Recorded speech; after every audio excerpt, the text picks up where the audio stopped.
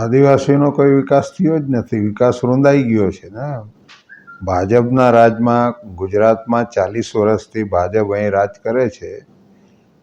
આ દેશના ગૃહપ્રધાનને ગઈકાલે ખબર પડી કે આદિવાસીઓનો વિકાસ થયો નથી, તો વિકાસની વાત કરવા માટે રાજપારડીમાં આવીને જે વિકાસની વાતો કરી, આપણે સ્ટેચ્યુ ઓફ યુનિટીની વાત કરવી જોઈએ એમને. ત્યાં આદિવાસીઓની દશા શું કરી છે તમે?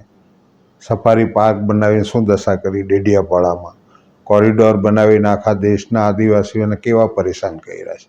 નથી સિંચાઈની જોગવાઈ, નથી અમારા બજેટની જોગવાઈ, 5મી અનુસૂચિની જોગવાઈ.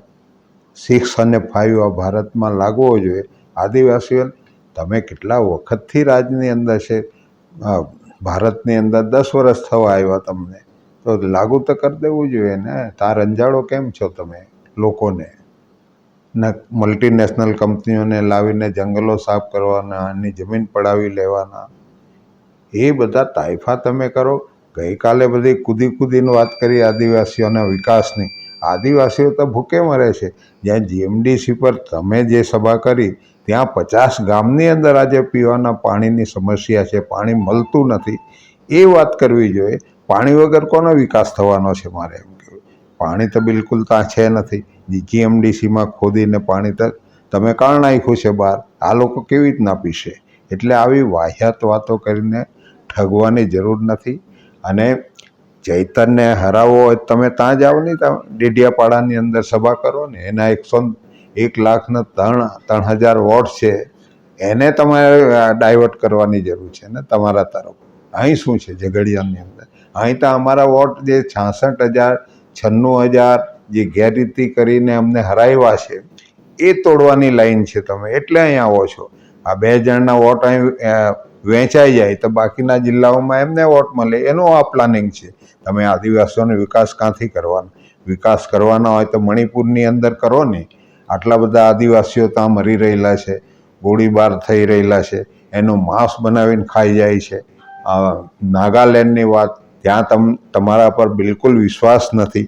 ત્યાં લોકોએ 6 જિલ્લાની અંદર એક પણ વોટ નથી આપ્યો. તમને શરમ લાગવી જોઈએ. એ બી આદિવાસીઓ છે ને.